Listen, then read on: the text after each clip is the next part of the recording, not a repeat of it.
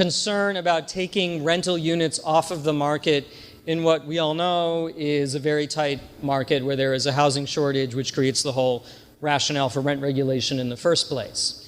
I think there was also concern that aside from these operators who were renting from landlords and doing that, was that landlords might do that themselves. Landlords might think they would make more money renting an apartment out on Airbnb rather than to an actual tenant who would live here in New York City as opposed to a series of tourists who don't live here.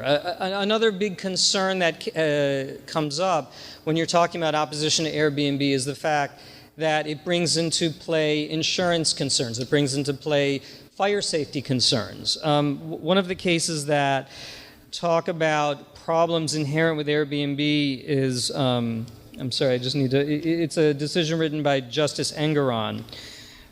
City of New York against Smart Apartments, LLC.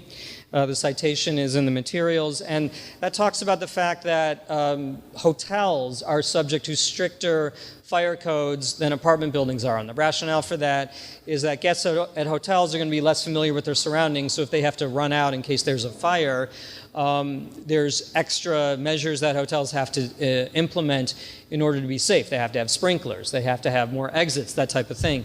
If you have people who otherwise would be going to hotels staying in private apartments that don't have those extra safety measures, it implicates fire safety, and it can be deemed to be violating the fire code, the building code, the housing maintenance code, these types of things. These all create concerns that subject landlords to liability, ECB violations, that type of thing, in case this activity is going on in their building, whether it's by tenants in the building, by the landlords themselves, or by these operators that I think Senator Kruger was particularly concerned about when she went ahead with this legislation.